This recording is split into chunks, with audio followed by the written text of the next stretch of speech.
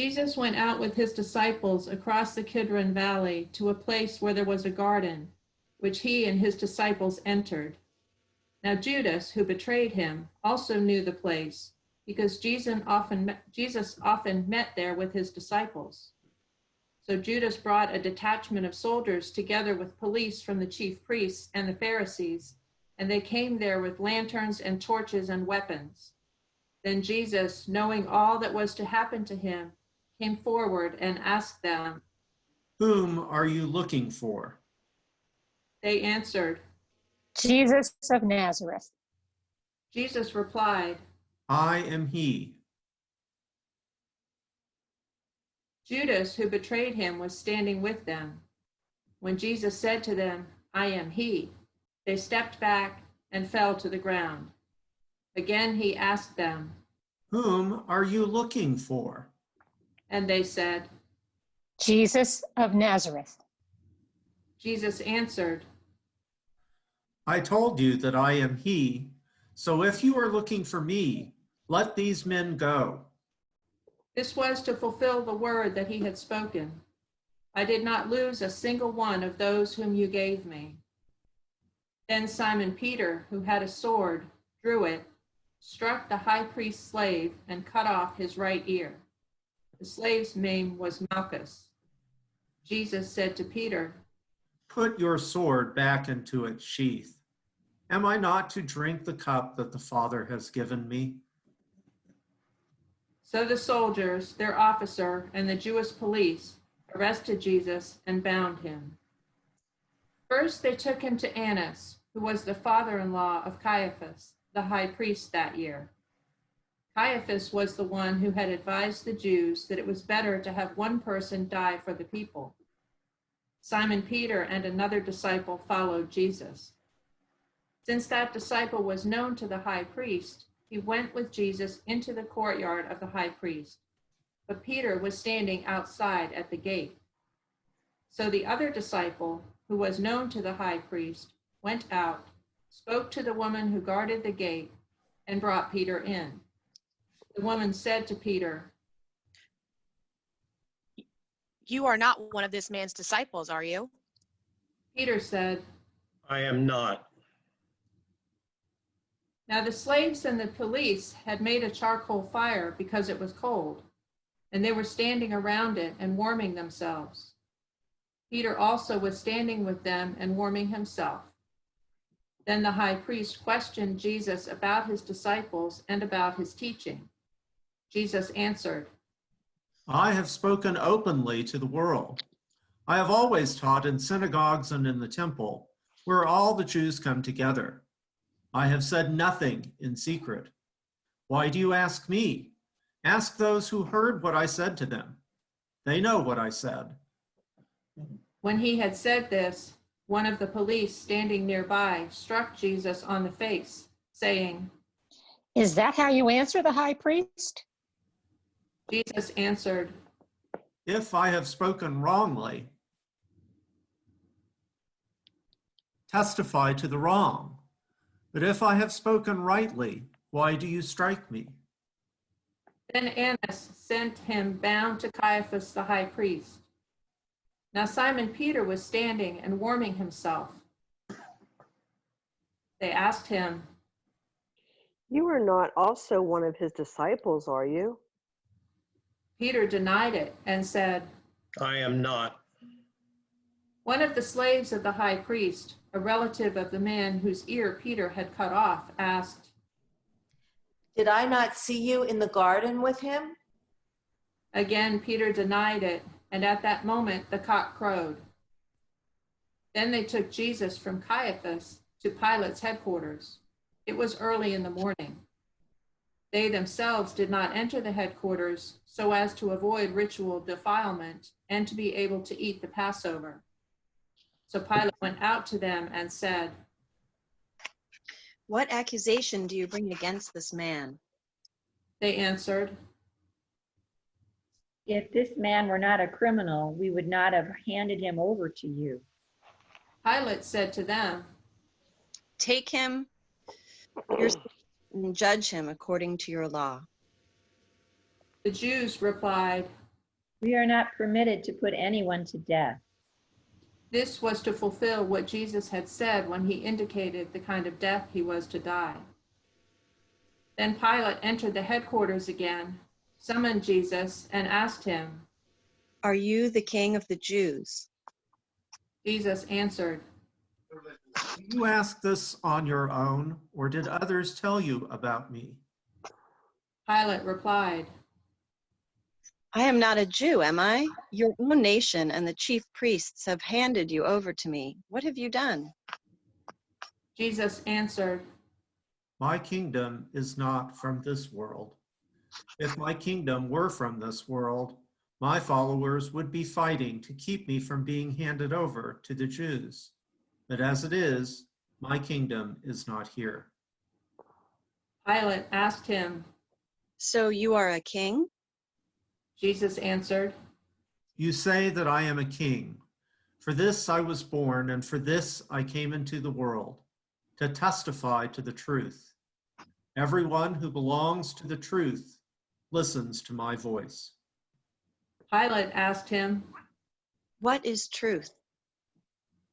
After he had said this, he went out to the Jews again and told them, "I find no case against him, but you have a custom that I release someone for you at the Passover. Do you want me to release for you the king of the Jews?" They shouted in reply, Not this man, but Barabbas. Now Barabbas was a bandit. Then Pilate took Jesus and had him flogged. And the soldiers wove a crown of thorns and put it on his head. And they dressed him in a purple robe. They kept coming up to him, saying, Hail, King of the Jews. and striking him on the face, Pilate went on again and said to them, "Look, I am bringing him out to you to let you know that I find no case against him." So Jesus came out, wearing the crown of thorns and the purple robe. Pilate said to them, "Here is the man." When the chief priest and the police saw him, they shouted, Crucify him. Crucify him. Pilate said to them, "Take him yourselves and crucify him. I find no case against him." The Jews answered him, We have a law, and according to that law, he ought to die because he has claimed to be the Son of God. Now when Pilate heard this, he was more afraid than ever. He entered his headquarters again and asked Jesus, "Where are you from?" but Jesus gave him no answer. Pilate therefore said to him, "Do you refuse to speak to me? Do you not know that I have power to release you and power to crucify you?" Jesus answered him, You would have no power over me unless it had been given you from above.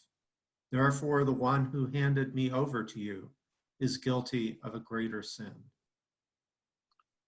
From then on, Pilate tried to release him, but the Jews cried out, If you release this man, you are no friend of the emperor. Everyone who claims to be a king sets himself against the emperor.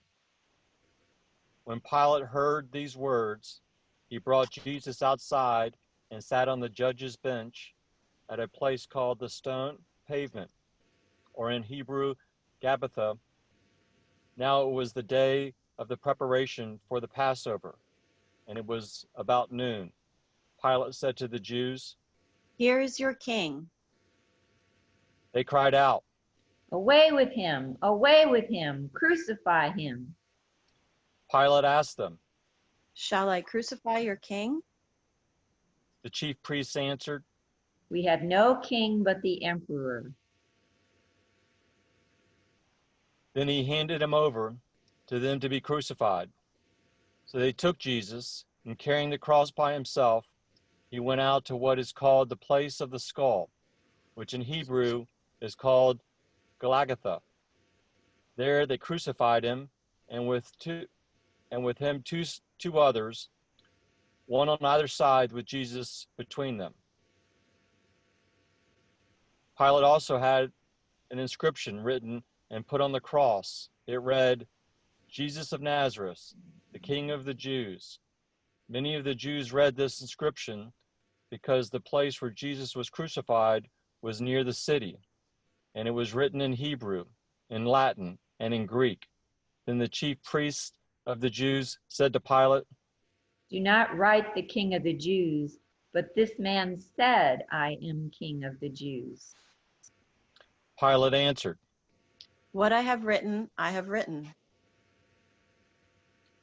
When the soldiers had crucified Jesus, they took his clothes and divided them into 4 parts, one for each soldier.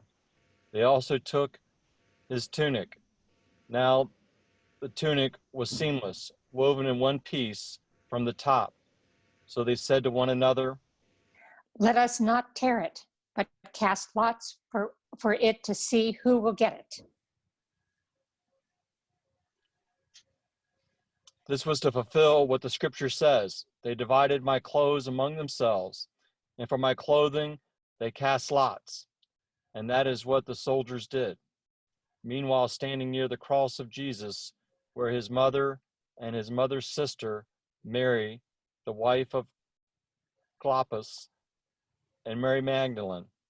When Jesus saw his mother and the disciple whom he loved standing beside her, he said to his mother, Woman, here is your son. Then he said to the disciple, Here is your mother. And from that hour, the disciple took her into his own home. After this, when Jesus knew that all was now finished, he said, in order to fulfill the scripture, I am thirsty.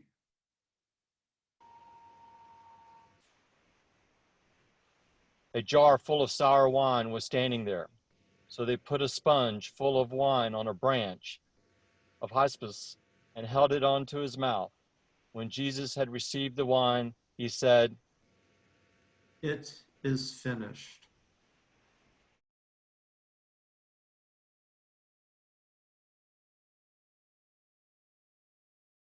Bowed his head and gave up his spirit. Since it was the day of preparation, the Jews did not want the bodies left on the cross during the Sabbath, especially because the Sabbath was a day of great solemnity. So they asked Pilate to have the legs of the crucified men broken and the bodies removed. Then the soldiers came and broke the legs of the first and of the other who had been crucified with him. But when they came to Jesus and saw that he was already dead, they did not break his legs. Instead, one of the soldiers pierced his side with a spear, and at once blood and water came out. He who saw this was testified so that you also may believe. His testimony is true, and he knows that he tells the truth. These things occurred so that the scripture might be fulfilled. None of his bones shall be broken. And again, another passage of scripture says, they will look on the one whom they have pierced. After these things, Joseph of Arimathea, who was a disciple of Jesus, though a secret one because of his fear of the Jews, asked Pilate to let him take away the body of Jesus. Pilate gave him permission, so he came and removed his body. Nicodemus, who had first come to Jesus by night, also came, bringing the mixture of myrrh and aloes weighing about 100 pounds. They took the body of Jesus and wrapped it with the spices and linen cloths, according to the burial custom of the Jews. Now there was a garden in the place where he was crucified, and in the garden there was a new tomb in which no one had ever been laid. And so, because it was the Jewish day of preparation, and the tomb was nearby, they laid Jesus there. Were you there when they crucified my Lord? Were you there when they crucified my Lord? Oh,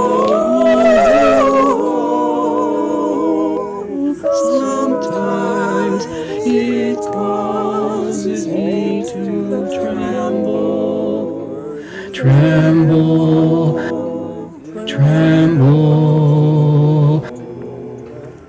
Were you there when they crucified my Lord? Were you there when they crucified my Lord? Were you there when they crucified my Lord? Oh,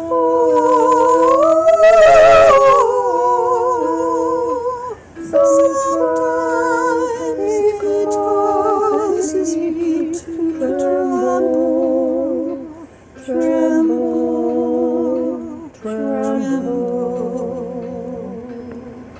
tremble.